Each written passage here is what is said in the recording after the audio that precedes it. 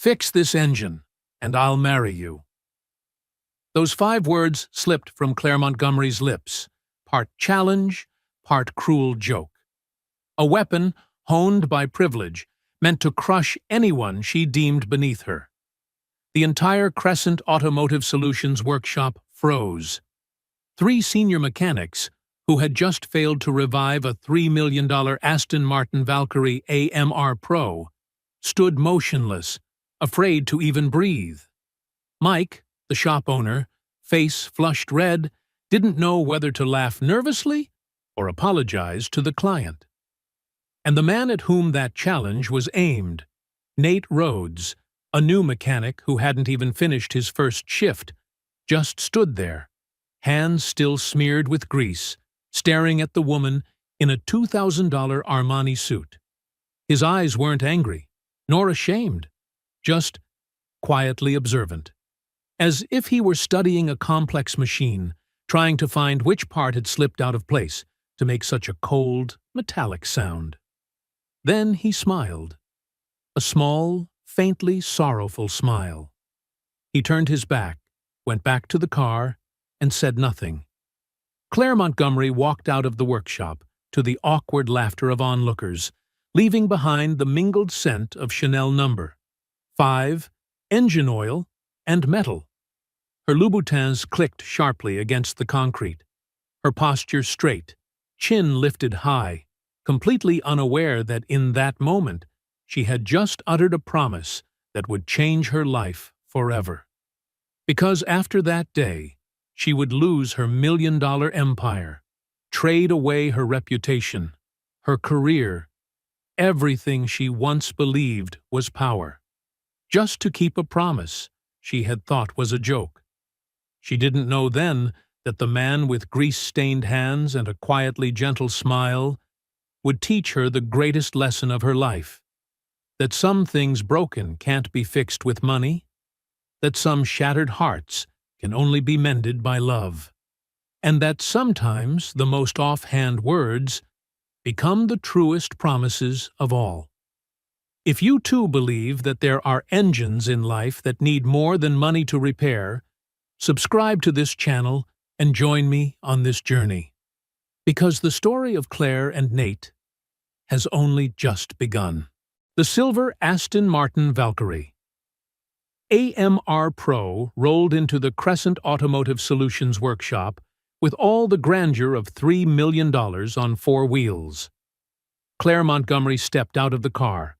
Her fitted Armani suit framed a tall, immaculate figure, so precise it almost felt cold, utterly at odds with the oil-stained walls and the metallic groan of tools echoing around her. 3 of the shop's top mechanics stood huddled around the V12 hybrid engine, faces tense, heads shaking in defeat. None dared touch the ECU without direct support from Aston Martin. This car wasn't just expensive, it was so complex that a single misstep could turn it into $3 million worth of scrap metal. "Sorry, Ms. Montgomery," said Mike, the shop owner, wiping his hands on an oil-streaked rag. "We've tried everything. You'll probably have to contact Aston Martin UK and have one of their specialists flown in."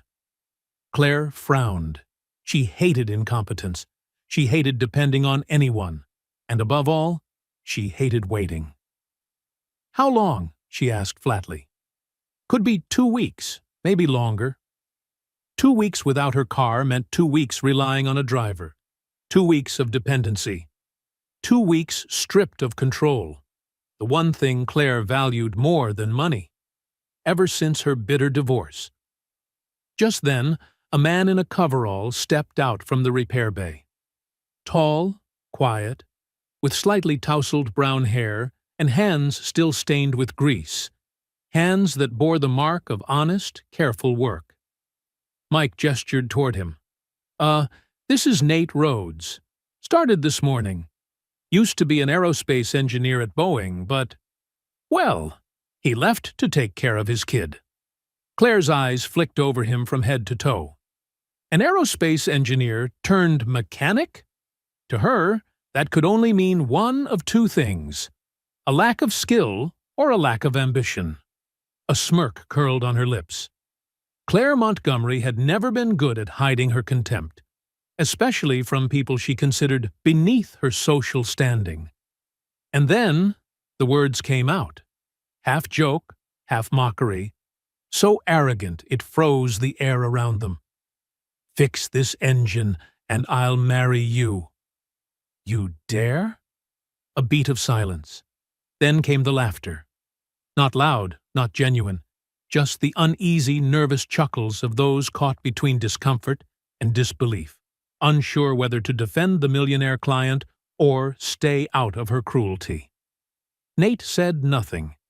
He simply smiled, a faint, unbothered smile. There was no offense in his eyes, no hint of being challenged, only the quiet expression of a man who had seen enough of life to know which words were worth responding to, and which weren't. Claire turned on her heel. The click of her Louboutins echoed sharply against the concrete floor. The scent of Chanel No. 5 mingled with oil and metal, blending into the awkward laughter behind her. She didn't look back, and she certainly never imagined she'd see that silent man again. She was wrong. Completely wrong. To understand why Claire Montgomery became the cold, untouchable woman she is today, we have to go back 8 years. Back then, Claire believed in love the way children believe in magic, with a heart that knew no caution. She was 28 when she married Brandon Calloway, heir to one of the wealthiest real estate dynasties in Seattle. Claire truly believed their love would outlast any contract she had ever signed. For the first 3 years of marriage, she built her life around shared dreams, expanding her family's freight company while nurturing hopes of a peaceful home by Lake Washington. She worked 16 hours a day, driven by the need to prove she deserved the Calloway name. And in doing so, she missed countless dinners, weekends, and small, ordinary moments of marriage. Each time she told herself, "When I succeed, we'll finally have time for each other." But someday never came. Betrayal did. On a Tuesday night in March, Claire came home early from a business trip, carrying Brandon's favorite bottle of wine and plans for a long-delayed vacation. Instead of a welcoming smile, she opened the bedroom door and found Brandon there, with Jessica Chambers, her trusted assistant, the woman who had known her schedules, her secrets, and even her professional fears. That image burned itself into her memory like a photograph that would never fade. Brandon's frozen, guilty face, Jessica scrambling for her clothes, and the bedsheet Claire had chosen during their honeymoon in Italy. The divorce that followed was a brutal public war. Brandon's lawyer painted Claire as a work-obsessed woman, cold, unfeeling, incapable of love. The tabloids devoured the story, dubbing her the Ice Queen of the CEO world. That nickname followed her everywhere, into glass-walled boardrooms, into charity galas, drenched in champagne and camera flashes. When it was all over, Claire buried herself in work as a form of escape. She poured everything she had into Montgomery Global Freight, expanding it with the ferocity of someone who had nothing left to lose. 3 consecutive acquisitions, an international logistics network, and an ironclad reputation. No one could deny her brilliance. But that success came at a cost. She stopped dating. She built walls around herself so high that no one could ever reach her. People called her a visionary, but impossible to work for. Employees whispered that she could make a room feel colder with just one glance. No one had seen her truly smile in years. And she treated every man who pursued her as though he were proposing a hostile takeover. "Love is a luxury I can no longer afford," she once told the only friend she had left. "It makes people weak. And weakness is something I will never allow myself to have again." Meanwhile, Nate Rhodes's story unfolded in the shadows of airplane hangars and hospital corridors. He had once been one of the most promising aerospace engineers in his division at Boeing, the kind of rare mind that could spot a flaw in a complex system even before anyone else sensed a problem. Colleagues admired his gift for seeing hidden patterns within chaos, for understanding how thousands of mechanical components worked together to create something greater than the sum of their parts. Nate married his college sweetheart, Hannah, a pediatric nurse with gentle hands and an endless well of patience. They had planned their life with the precision of an engineering blueprint: career growth, a house in the suburbs, and children raised in safety, love, and abundance. But Hannah died 3 months after giving birth to their daughter, Stella. Her body couldn't overcome complications that doctors said occurred in fewer than 1% of all deliveries. Nate held his newborn daughter in the hospital room where his wife had just taken her last breath, feeling as though his entire world had collapsed, folding in on itself into a single crushing point of grief and responsibility. The technical puzzles that once thrilled him suddenly meant nothing compared to the only question that now mattered: how to keep this tiny life alive and well. He took a leave of absence. Then he resigned. He gave up a brilliant career in exchange for any job that would let him stay close to his child. From aerospace engineer, he became a freelance mechanic, working in small garages where he could set his own hours, where bosses understood if he had to rush Stella to the doctor, where no one questioned why he sometimes fell asleep with his daughter in his arms during lunch breaks. Because Stella was not a typical child. She was diagnosed with congenital cardiomyopathy when she was only 2 months old. Her tiny heart didn't pump blood as efficiently as it should. That meant daily medication, constant checkups, and a life limited by early fatigue and the ever-present fear of what might come next. One day, the doctor had said, she may need surgery, maybe even a heart transplant if the medication stops working. But for now, we take it one day at a time.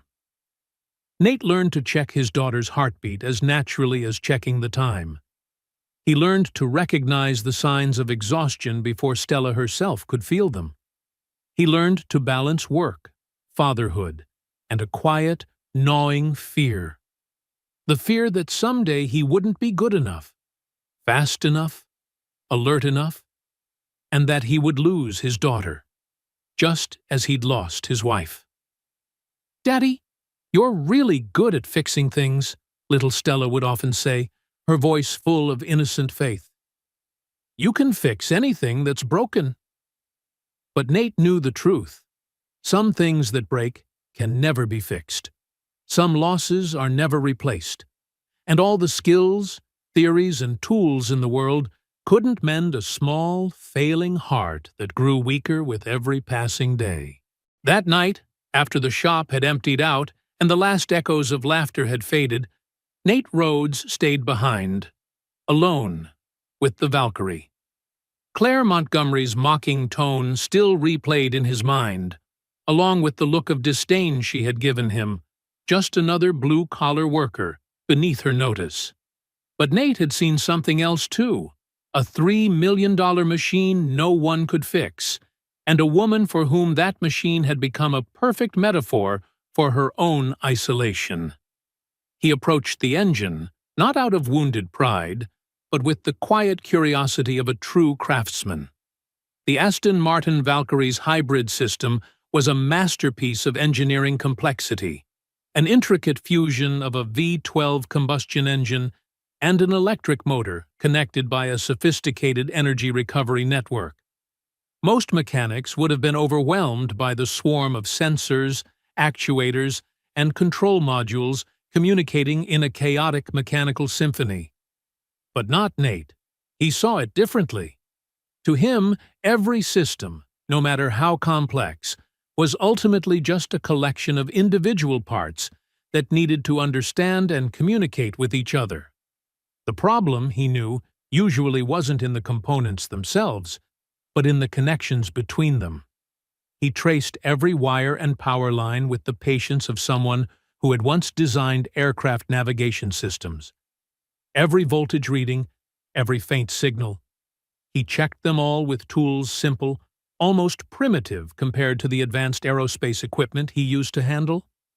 The dashboard showed that all readings were normal, yet the engine control unit kept throwing out nonsensical error codes, codes that shouldn't even coexist within the same system.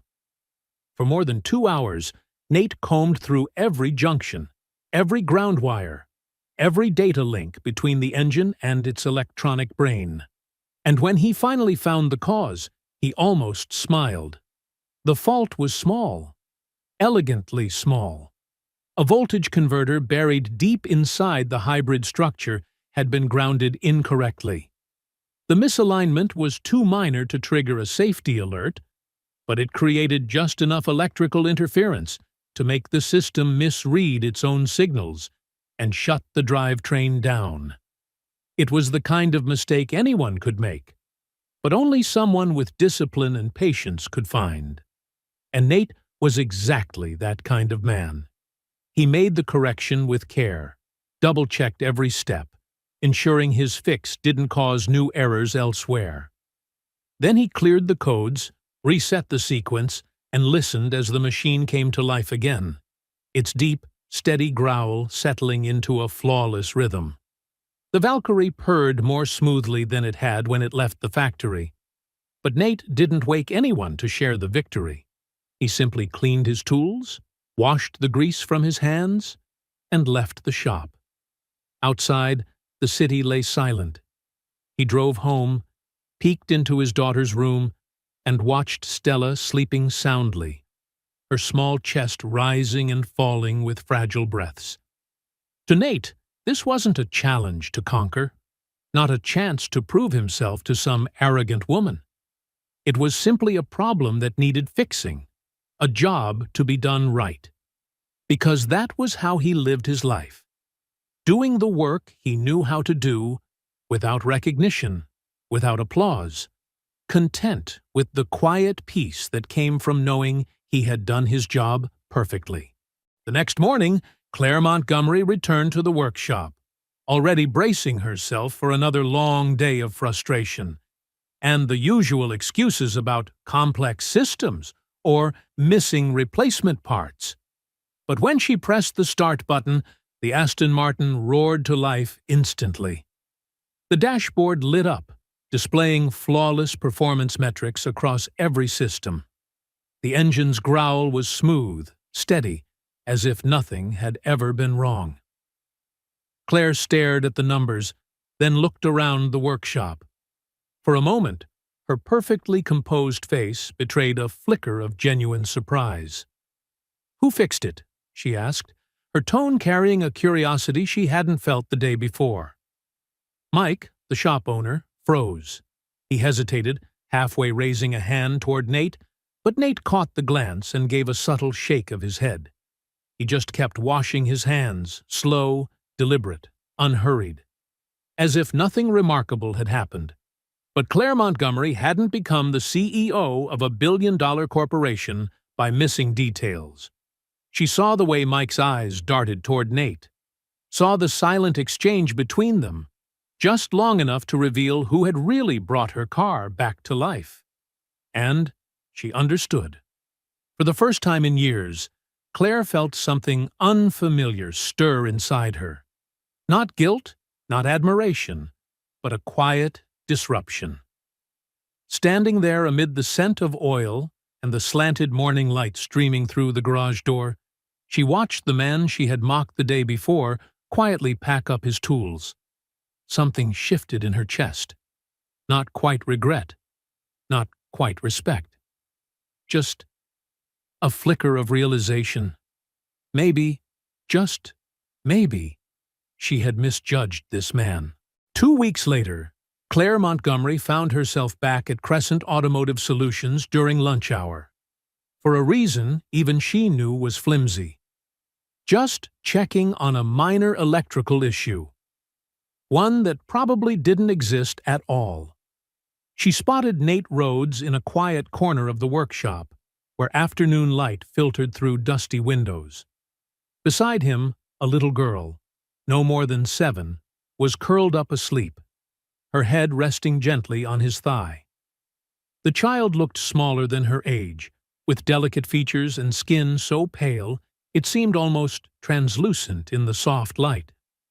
Fragile, as if a careless touch could make her shatter. "My daughter, Stella," Nate said softly, careful not to wake her. "School ended early today, and the babysitter had an emergency." Stella stirred at the sound of her father's voice and opened her eyes, striking, crystal blue eyes that stood out vividly against her fair, almost translucent complexion. She looked at Claire with open curiosity, not a trace of fear or judgment, studying the elegant woman in the tailored suit and perfectly arranged hair with more wonder than awe. "I dreamed about you," Stella said, her voice clear but sure. "You were a princess, but you were sad, because your castle was empty." Something trembled inside Claire's chest, a feeling she thought had been buried long ago. She knelt down, lowering herself to the child's eye level, and studied that small, fragile face, a vague ache rising within her. There was something about Stella that felt familiar, something beyond the physical frailty, something that brushed against a long-buried memory of Michael, the younger brother she had lost to a congenital heart defect when she was 22. "She has a heart condition," Nate said gently, as if answering the unspoken question that had just crossed Claire's mind. "Congenital cardiomyopathy. The medication helps, and we have to do regular checkups. But it means she gets tired easily." Claire watched as Nate placed 2 fingers on his daughter's wrist, checking her pulse with the natural precision of a father who had learned to read the vital signs of life as easily as checking the time.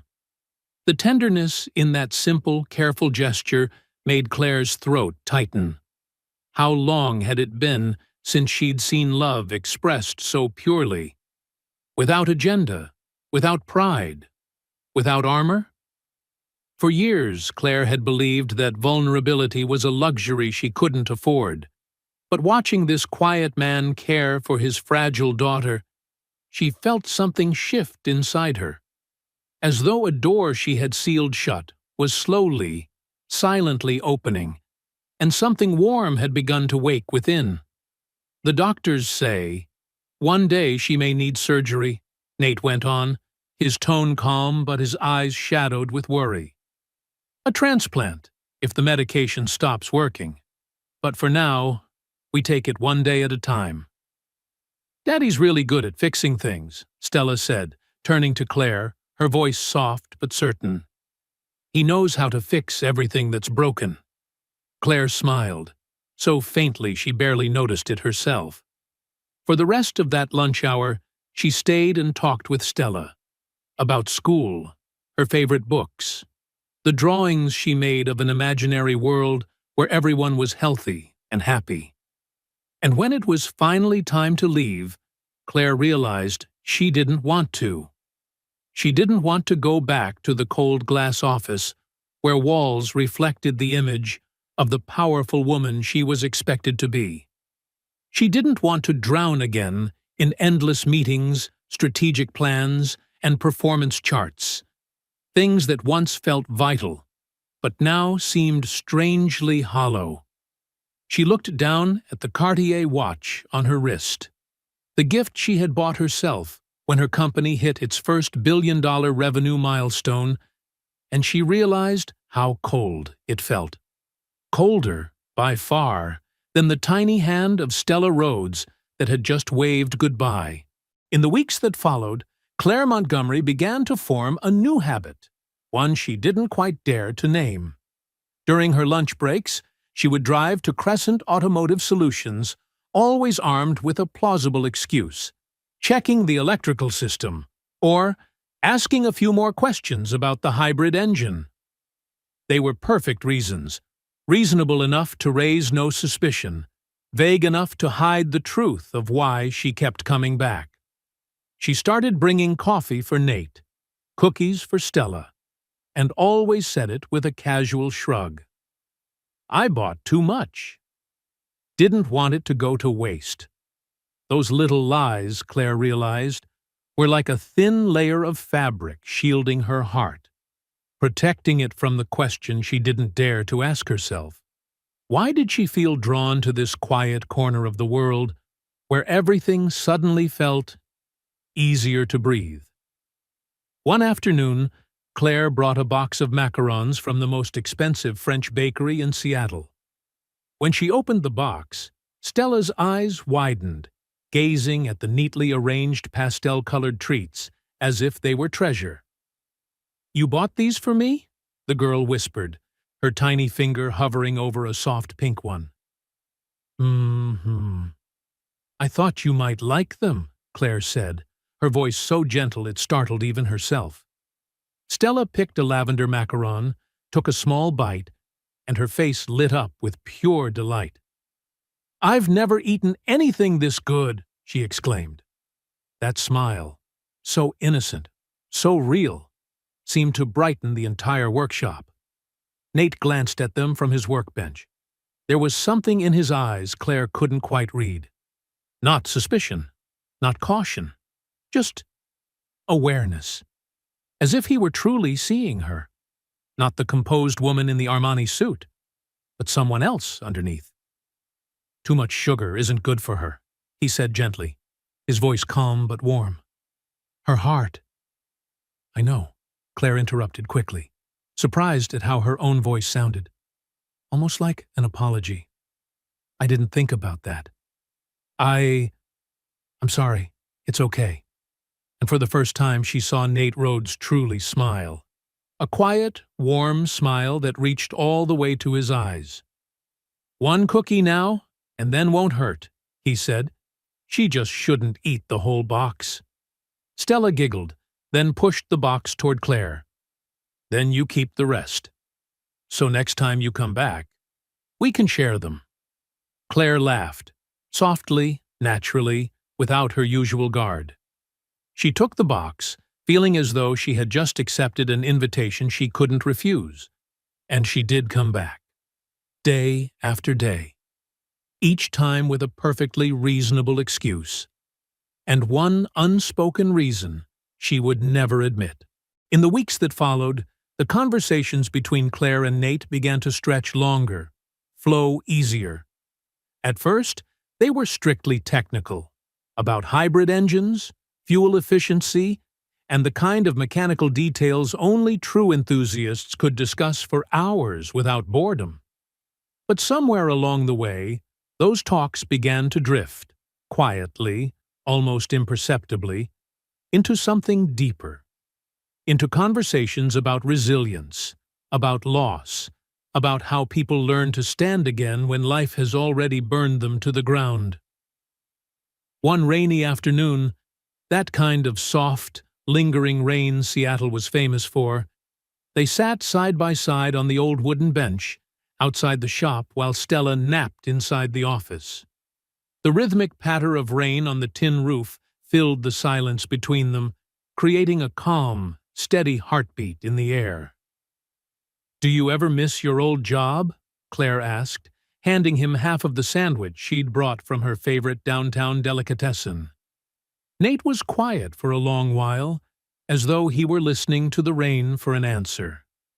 "Sometimes," he said finally, "I miss the feeling of solving a problem no one else could. That intellectual puzzle, that moment when all the pieces finally fit together." He paused, his gaze drifting toward the window, where Stella was curled up on an old sofa, clutching her worn-out teddy bear. "But then I realized there are other kinds of problems worth solving. Keeping Stella healthy, making her happy. To me, that's more important than any flight guidance system I might never see take off." Something caught in Claire's chest, a soft, sharp ache she hadn't felt in years. She had spent her entire life chasing the big things: million-dollar deals, headlines, admiration, power. But sitting here, in the quiet rhythm of the rain, beside a man who had given up everything to hold on to the one thing he loved most, she wondered if she had been measuring success all wrong. "I never wanted kids," Claire murmured, her voice barely above the sound of rain. "After my divorce, I told myself that was lucky, that children only complicate things. But now you see Stella and you wonder," Nate said gently, not as a question, not as judgment, but as understanding. Claire nodded, her voice trembling. "Now I see Stella, and I realize what I've missed." And for the first time in years, Claire let herself cry. Not discreetly, not with control, but quietly, like something long held was finally dissolving in the damp Seattle air. Nate didn't move. He didn't reach out, didn't try to comfort her with words or platitudes. He simply sat beside her, steady, silent, a presence strong enough to let her grief exist safely. And somehow, that was enough. From that day on, Claire began to share more. She told him about the pressure of running the family company, the endless meetings, the suffocating loneliness that came with success, about how her failed marriage had taught her to trust numbers and contracts instead of feelings and promises. Nate listened, really listened, without judgment, without interruption, only occasionally asking the kind of questions that made her look deeper into herself. "You talk about your work like it's a fortress," he said one afternoon, "something you built to protect yourself from the world." Claire gave a wry smile. "Maybe it is. Maybe that's exactly what I needed." Nate was quiet for a moment, then spoke, his voice low and steady like the sound of rain at night. "Or maybe that fortress has become a prison, and you're the only one who can unlock the door." Those words lingered with Claire for days afterward, not as something clever, but as an echo, small and persistent, reverberating in a place inside her she had long believed was made of stone. The conversation that changed everything happened on a Thursday afternoon at the end of October, when Seattle was once again wrapped in its familiar, lingering rain, the kind that didn't pour, but stayed just long enough to make people think more than usual. Claire stepped into the workshop, greeted by the warm, metallic scent of oil and steel. There was Nate Rhodes, bent over his workbench, examining a spark plug through a magnifying lens, turning it slowly under the dim golden light. The charred edges on the electrode told him a story. The story of an engine struggling to run the way it should. Claire stood there for a few minutes, silently watching him work. There was something in the way he moved. The patience, the focus, the quiet grace of someone used to living among small details that most people overlook, yet that truly make all the difference. "You approach every problem like it's a puzzle waiting to be solved," she said, her voice carrying equal parts curiosity and admiration. "Even the tiniest things get your full attention." Nate looked up, meeting her gaze through the dusty amber light. "I learned a long time ago," he said slowly, "that small things can cause big failures. In aerospace engineering, a minor manufacturing flaw can bring down an entire plane. In relationships, a tiny misunderstanding left unresolved can destroy years of trust. And, with Stella," his tone softened, "a missed dose of medicine, or a small symptom ignored, can mean the difference between life and death. So yes, I pay attention to the details." Claire said nothing. The words seeped into her, one by one, like raindrops soaking through the thick fabric of her coat. She thought of the years she'd lived, the mergers, the board meetings, the endless late nights under fluorescent lights. She had devoted all her energy to the big picture, to multi-million-dollar strategies, to growth curves and profit margins, and in doing so, she had ignored the small signals, the glances, the silences, the words left unsaid, the very things that might have saved her marriage, or at least the part of herself that still knew how to feel. She had believed that bigger was always better, that control meant safety, that emotional distance was a mark of professionalism and strength. But standing here, in the soft, dust-filled light of the workshop, those beliefs suddenly felt fragile. "What if you're wrong?" Claire asked quietly. "What if paying too much attention to every little thing just means living in constant fear that everything might fall apart?" Nate smiled, one of those rare, unguarded smiles that made his usually calm face come alive. "Then at least," he said, "when it all does fall apart, I'll know I did everything I could to stop it. And sometimes, if you really pay attention, you can fix the small things before they turn into disasters." Silence settled between them after that. The soft tapping of rain on the metal roof, the fading light filtering through dusty windows, and two people, both of whom had spent years hiding behind discipline and logic, stood there quietly. Two people who had built walls around their hearts. Now, slowly, we're learning how to open the first small doors. The storm began with a single photograph. Marcus Chen, an automotive blogger who made his living capturing candid moments of luxury car enthusiasts, happened to be at Crescent Automotive Solutions that day to shoot a rare Porsche 911 GT3 RS. But instead of the car, he saw something else, and instantly knew he had stumbled upon media gold. Claire Montgomery, one of the most celebrated CEOs in the logistics industry, was sitting on an old workbench in the garage, sharing a modest lunch with a man in a grease-stained coverall. Beside them, a little girl played with toy cars, laughing freely.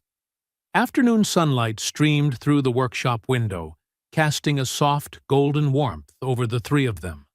A moment so unexpectedly tender, so disarmingly human, that Marcus didn't hesitate.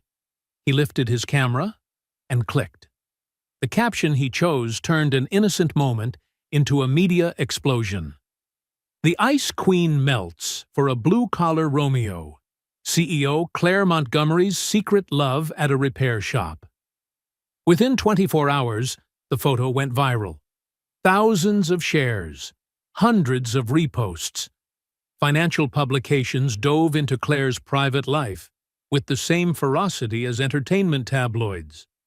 The contrast between her public image, the steel CEO, and the gentle sunlit scene in the photo was irresistible. Then the flames spread. An anonymous former employee of Montgomery Global Freight leaked details of Claire's brutal divorce and her years of loneliness that followed. Overnight, every media outlet wanted to unmask the woman behind the ice. The untouchable executive suddenly made human by a rumor of love. Paparazzi began camping outside Crescent Automotive, hoping to catch another glimpse of the cold CEO and her mystery mechanic. Meanwhile, the board of directors called an emergency meeting. Douglas Sterling, the 70-year-old chairman, a staunch traditionalist who had doubted Claire's leadership from the start, was the first to speak in the damage control session. "This kind of publicity is harming our corporate image," Sterling declared, his voice booming across the glass-walled boardroom. "Our clients and investors expect a certain level of professionalism. A CEO romantically involved with a mechanic. It shows poor judgment, even recklessness." Claire sat still, hands interlocked beneath the table. She felt the familiar chill of betrayal, the same cold that had pierced her during her divorce. The very people who had profited from her success were now dissecting her personal life as if it were a failed merger requiring board approval. "My private life has nothing to do with my ability to run this company," she said calmly, her voice sharp as glass, though inside, rage and hurt churned like a storm. "It does," another member cut in. "The stock dropped 2% since the photo went public." 2%. A trivial fluctuation in any ordinary market cycle. But to them, it was the perfect excuse. Pressure mounted fast. Major clients demanded assurances that her personal life would not affect her leadership. Whispers spread in conference halls, eyes followed her at industry events. Everywhere she went, she could feel her image being redrawn. Not as the commanding CEO, but as a woman who had lost focus, who had let emotion cloud judgment. And so, Claire realized she was facing an impossible choice: to protect her right to personal happiness, or to protect the empire she had built with her own blood, her tears, and her solitude. It was a choice between two versions of herself: the steel executive who had sacrificed everything for success, and the woman who had just begun to learn how to love again, honestly, openly, without armor. That night, before the scheduled press conference, Claire sat alone in her corner office at Pioneer Square, staring out at the Seattle port. Stacks of metal containers glowed under the floodlights, their reflections rippling across the dark water. Each one a symbol of the empire she had built from ambition, discipline, and loneliness. Her phone buzzed softly. A message from Nate. "Stella asked about you. She drew you a picture. A princess finding her way home." Claire stared at the screen. The words blurred through her tears, and for the first time in a very long while, she wasn't sure she still belonged to the cold world behind the glass.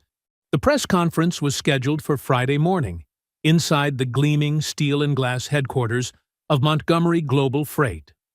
Claire Montgomery stood behind the podium, dressed in her most commanding power suit.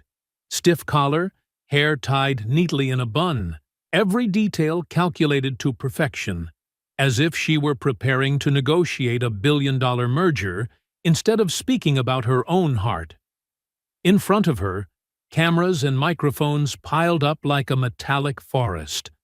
The flashes burst like cold lightning, a storm of light and silence. The journalists in the room waited, eager for spectacle, a romantic confession, or a dramatic denial, something to keep their headlines alive for another few days. But Claire gave them neither. What she delivered instead was a masterclass in corporate crisis management. "The recent media attention surrounding my personal life," she began, her voice steady, her expression unshakable, "is based entirely on speculation and misunderstanding." She paused, scanning the room, each word chosen and dropped with the precision of a blade. "I have no romantic involvement with any employee of Crescent Automotive Solutions. The photos in question capture a routine discussion about vehicle maintenance. Nothing more, nothing less. I encourage the media to focus on Montgomery Global Freight's record-breaking quarterly performance, rather than inventing fictional stories about my private affairs." She finished, lips pressed together, her poise flawless. Voice calm, expression controlled, every line exactly what the world expected from a legendary CEO. And for that very reason, it was a perfect lie. At the workshop, Nate Rhodes watched the broadcast on an old TV in the small, cluttered office of Crescent Automotive. Stella had fallen asleep in his arms, her breathing soft and shallow after a long day at school. The bluish light from the screen washed over Claire's face. The woman he once believed had finally learned to smile for real. But now, he saw the mask slide back into place. Cold. Precise. Untouchable. He didn't feel anger, nor resentment. Only a deep, quiet sadness for the woman on that screen. The woman who had dared, for a fleeting moment, to open her heart, only to lock it again. As if happiness were a sin she could not afford. She was afraid, and her fear had driven her to choose safety over joy. The next morning, as the rain over Seattle finally stopped, Nate arrived at the workshop early. He folded his tools carefully, wiping each wrench, each screwdriver, with the deliberate tenderness of someone saying goodbye. No one asked questions, and he offered no explanations. He simply left his resignation letter on Mike's desk. Short, direct, without excuses.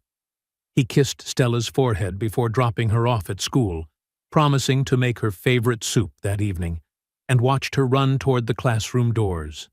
Then, without a word, he walked away from Crescent Automotive Solutions, quietly, just as he had once walked into Claire Montgomery's life. No forwarding address, no message, no dramatic farewell for the world to speculate about. He simply left. 3 days later, Claire Montgomery returned to the workshop. She expected to see Nate in his usual place. At that cluttered workbench, sleeves rolled up, hands streaked with oil, eyes calm and steady behind the quiet focus of a man who never rushed. But the space was empty. The toolbox was gone. Only the faint scent of motor oil lingered, a trace of an honest presence that had once filled the room. Grounded, patient, and now gone. Mike, the shop owner, looked at her with a sigh. He was the best mechanic we ever had, even if he was only here a short while. "Did he say why he left?" Claire asked, trying to keep her voice composed, though the fracture beneath it was impossible to hide. Mike met her gaze for a long moment, long enough for understanding to pass between them. Then he asked softly, "Do I really need to say it, Ms. Montgomery?" The question slipped past her armor like a needle through steel. For the first time since her divorce, Claire felt truly alone. The company's stock had recovered. The media had moved on to their next target. The board congratulated her for flawless crisis management. She had protected her image, preserved her empire, and upheld her reputation as the unbreakable CEO. But all that was left were numbers. Empty, echoing, meaningless. No report could fill the silence where Stella's laughter used to be, or replace the quiet steadiness of Nate's presence. So, Claire buried herself in work, as if productivity could drown out pain. She stayed late at the office, poring over quarterly reports and expansion plans. Documents that once thrilled her, but now read like pages from a language she no longer understood. She attended conferences, charity galas, endless board meetings where people praised her resilience. The compliments sounded hollow, like consolation prizes for a game she no longer wanted to win. At night, alone in her Elliott Bay penthouse, Claire sat motionless before her phone. Her finger hovered over a single contact, Nate Rhodes. But, as always, she never pressed call. What could she possibly say? "Sorry for denying you in front of the world? Sorry for choosing my empire over the only thing that made me feel alive?" Or perhaps the truth, that she was still the same woman, too afraid to risk everything, even when she knew exactly what truly mattered. 3 weeks after Nate's departure, Claire's phone rang. The voice on the other end was unfamiliar, calm, professional, edged with worry. "Hello, Ms. Montgomery. This is Dr. Lauren Reed, pediatric cardiologist at Seattle Children's Hospital. I'm calling because you're listed as the emergency contact for a patient named Stella Rhodes." The words hit Claire like a physical blow. She gripped the phone tighter. "Stella was just admitted for emergency surgery," the doctor continued. "Her condition deteriorated rapidly. We need to replace a heart valve immediately. But there are issues with insurance and payment clearance. Her father, Mr. Rhodes, is trying to handle everything alone, but frankly, he looks exhausted." Claire didn't hesitate. She drove straight to the hospital, not thinking of the press, the shareholders, or the carefully built image she had spent years maintaining. When she reached the cardiac ICU, she found Nate slumped in a plastic chair, his head buried in his hands. The sterile hospital light made him look pale, hollowed out, as if sleepless nights had stripped away everything but raw endurance. Scattered around his feet were sheets of technical sketches, crude drawings of a mechanical heart valve, pencil notes scribbled in the margins. And in that instant, Claire understood. This was how Nate coped with the uncontrollable, by trying to build something, anything, that might make sense of the chaos. When he finally looked up and saw her, there was no surprise in his eyes, only quiet gratitude, and a grief so deep it no longer had the strength to speak. Claire sat down beside him. No explanations, no apologies. Her presence, steady, silent, unwavering, was all she had to offer.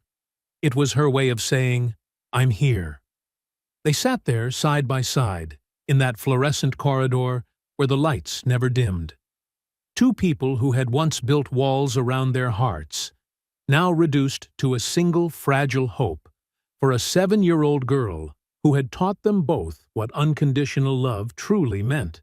"I should have stayed in aerospace," Nate murmured, his voice breaking, the words barely audible, half confession, half self-blame. "The insurance would have been better. The pay higher. Maybe I could have gotten Stella preventive care earlier. Maybe none of this would have happened."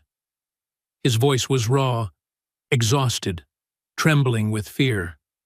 Claire reached for his hand, the rough, calloused hand of a man who'd built his life on hard work, now shaking with fatigue and despair.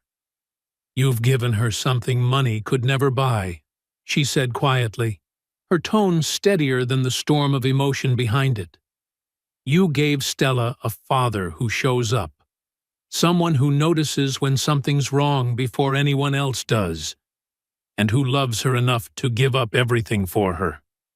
Nate looked up at her, and for the first time, Claire saw a crack in that calm, steadfast composure that had always surrounded him.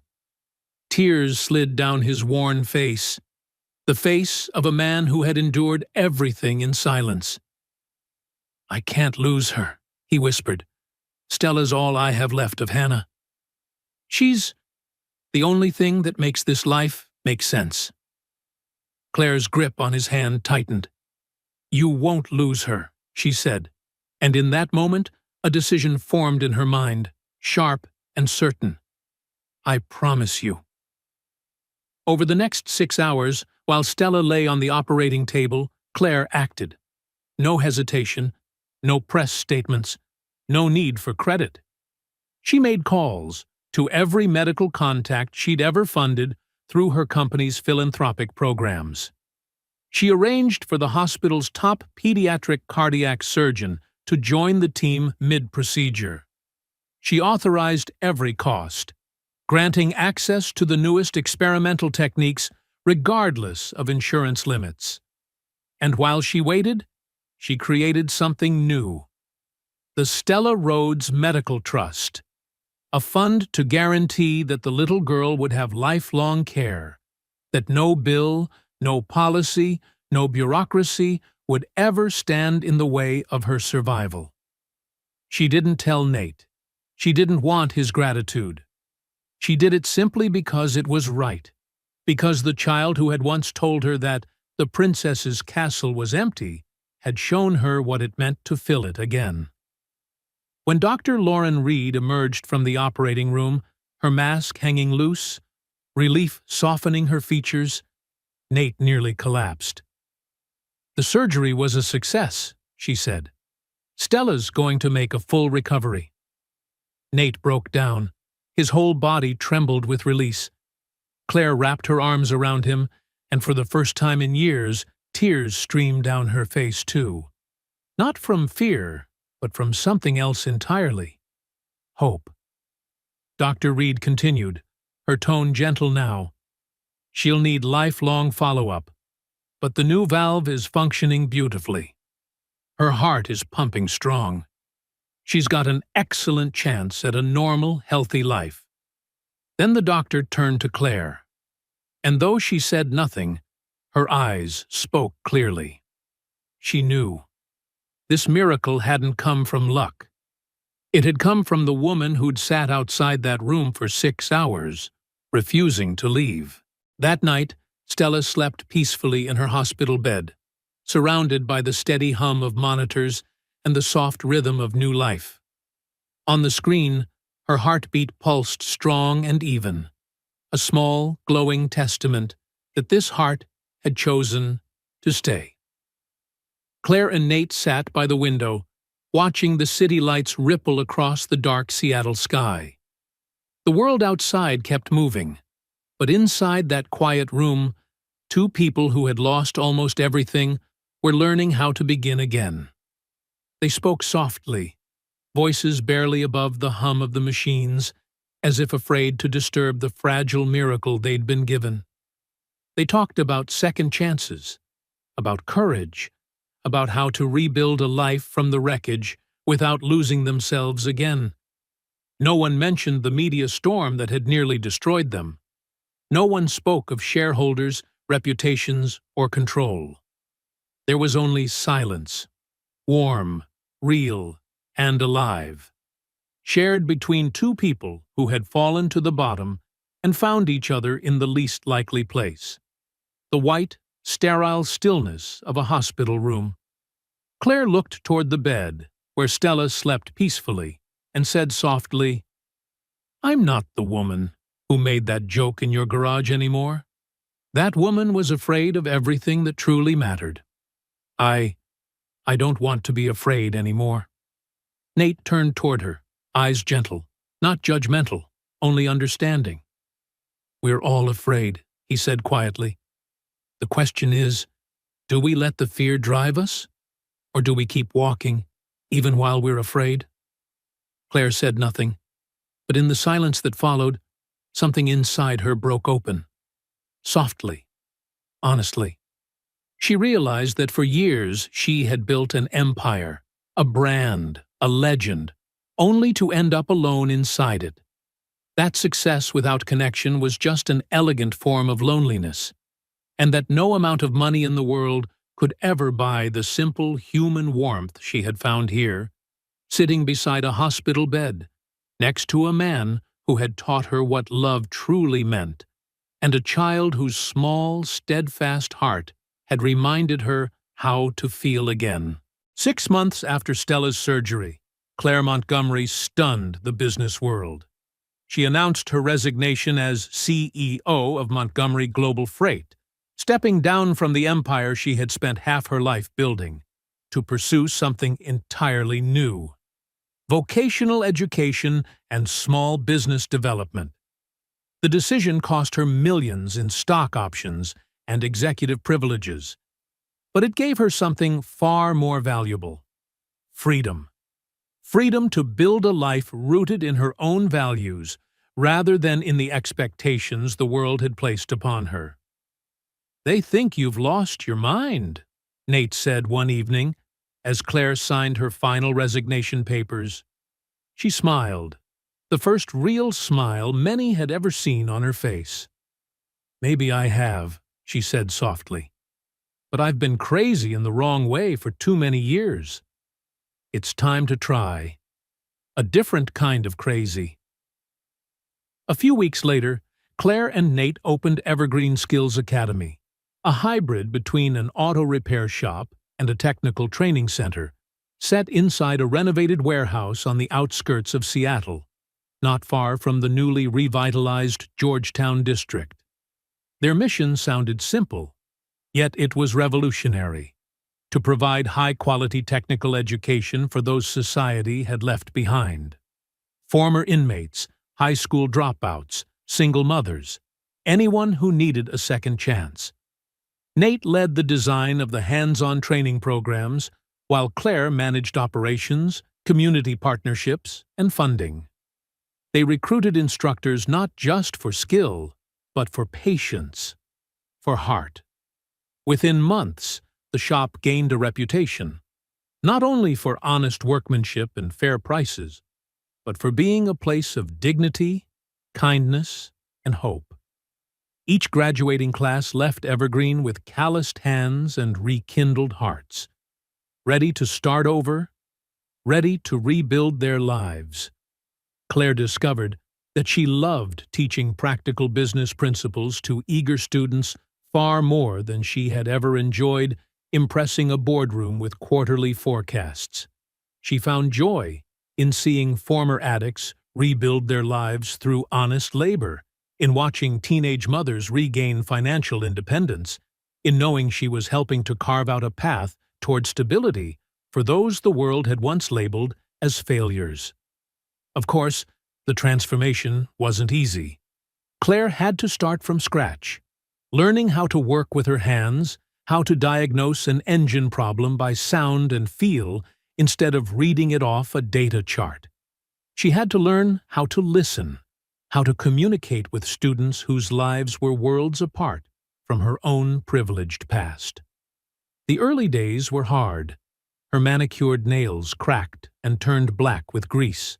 Her hands ached from lifting heavy tools, and her pride took a beating every time she made a mistake, and a student had to fix it for her. One afternoon, while replacing a complex suspension system, Claire's hand slipped. A sharp edge tore into her knuckle. Blood spilled fast. She walked to the washroom, staring at the red stream on her skin, almost disbelieving it was hers. Nate found her there, his expression a mix of concern and quiet amusement. "First time you've ever been hurt on the job, huh?" he asked, gently wrapping a bandage around her hand. Claire nodded. "I spent my whole career keeping my hands clean," she admitted, "in every possible sense of the word." "And now?" Nate asked. She smiled, looking at the white bandage. "Now I've learned. Some things are worth getting your hands dirty for."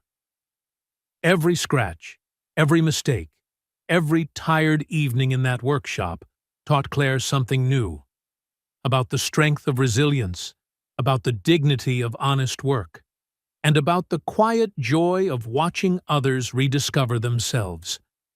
She had once built an empire out of contracts and capital. Now she was building a world anew, with grease-stained hands and a heart that finally knew how to love. Stella grew up radiant in the world they had built together. Her heart condition still required careful monitoring, but every day, Claire and Nate watched her grow stronger, more confident, as if simply witnessing the two most important adults in her life rebuild something meaningful from the wreckage had taught her how to stand up after any storm. She became the unofficial mascot of Evergreen Skills Academy, with quick wit and a warm smile that could light up the entire workshop. Everyone who came to Evergreen adored her. The trainees often said she was their reminder that love could repair far more than broken engines ever could. In the afternoons after school, Stella would sit at a small desk in the corner of the workshop, doing her homework amid the steady hum of engines and the laughter of students learning their craft. Sometimes she'd pull out her box of crayons and begin to draw. Pictures of families, of people helping one another, of hearts being fixed, both literally and figuratively. One afternoon, as sunlight slanted through the window and glimmered off the grease-stained hands of Claire, she knelt beside Stella's desk. "Are you happy, sweetheart?" she asked softly, as if afraid the question itself might shatter something delicate. Stella tilted her head, thoughtful, her small face suddenly serious in that pure, unfiltered way only children can be. "I think being happy doesn't mean you feel good all the time," she said slowly. "Being happy means someone still loves you, even when you don't feel good." Claire froze. A warmth swelled in her chest, rising until it overflowed as tears. From the mouth of an 8-year-old had come the kind of wisdom she herself had spent a lifetime chasing. Claire smiled, brushing a soft lock of hair from the girl's face. "You're a very smart girl, you know that?" Stella grinned, her bright blue eyes gleaming like a clear sky after rain. "Dad says I've got a wise heart," she replied playfully. "I think that's even better than just having a smart head."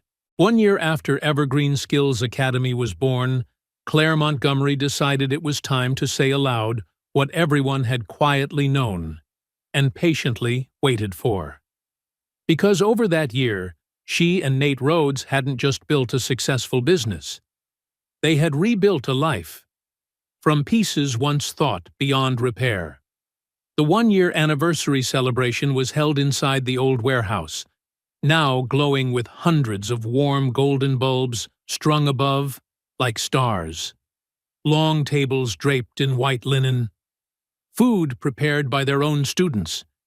The air filled with laughter, pride, gratitude, and that unmistakable energy shared only by those who understand what a second chance truly means. Claire stepped up to the small stage. In her hands was a small, carefully wrapped package she had carried for weeks, a secret that had waited for the right moment to be unveiled. When she opened it, the chatter faded into silence. Inside was a spark plug, the very one from her Aston Martin Valkyrie, now polished silver and mounted on a wooden base engraved, "Evergreen, Year 1." "A year ago," Claire began, her voice steady but threaded with emotion, "I made a joke to a man I barely knew. I told him that if he could fix my engine, I'd marry him." A soft ripple of laughter swept through the room. "I thought I was being clever, maybe a little cruel, definitely arrogant." She paused, glancing toward the front table where Nate sat with Stella beside him, both looking up at her with eyes full of love and pride. "What I didn't understand then," Claire continued, "was that he wasn't just fixing my car. He was fixing something deeper, a part of me that had been broken for so long I didn't even notice. He taught me that real strength isn't about control or about building walls around your heart. Real strength is showing up, every day, for the people you love, even when there's nothing glamorous about it." Claire stepped down from the stage, walked toward Nate, and held out the polished spark plug mounted on its base. An offering, a symbol, a vow. "So, this time," she said softly, her voice trembling, "I'm not joking. You fixed my engine, Nate Rhodes. You fixed my heart. You fixed the way I see the world, and my belief that two broken people can still build something beautiful together." Nate stood, his eyes shining with emotion. From his pocket, he drew a small velvet box and opened it. Inside was a silver ring, inlaid with tiny gears and springs, handmade by Stella herself. It was simple, yet breathtaking. The kind of beauty crafted by someone who understands that what lasts must also work. "I love you, Claire Montgomery," Nate said, his deep voice carrying through the quiet room. "I love your mind, your drive, and your courage to rise from the wreckage. I love that you aren't afraid to get your hands dirty for others. I love that you see beauty in ordinary work, and that you've taught me we can dream again, without forgetting what loss has taught us." When Claire whispered, "Yes," the room erupted.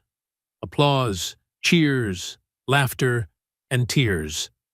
Not just for a proposal, but for two souls who had dared to believe in life again. Surrounded by friends, students, and partners, people who had all found hope and a second chance at Evergreen, they embraced as the old warehouse glowed with pure, unguarded joy. It wasn't just an anniversary.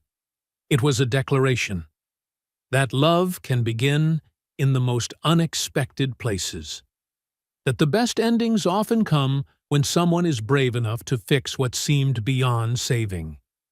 The story of Claire Montgomery, Nate Rhodes, and Stella is a quiet but powerful reminder that true strength isn't in never being broken, but in allowing ourselves to be healed. That success isn't measured by what we accumulate, but by what we're willing to share. And that love isn't about finding someone perfect. It's about learning to see the beauty in imperfection and choosing, every single day, to keep doing the small, patient work that keeps it running. Because in the end, we are all complicated machines, in need of care, maintenance, and sometimes total rebuilds. And if we're lucky, we find someone who isn't afraid of the grease, who doesn't flinch at the mess, and who's willing to pick up the tools and fix us, piece by piece. If this story touched you, leave a comment below. Tell me what you believe is worth fixing. And don't forget to subscribe for more stories like this, where we learn together how to mend the small cracks in our hearts.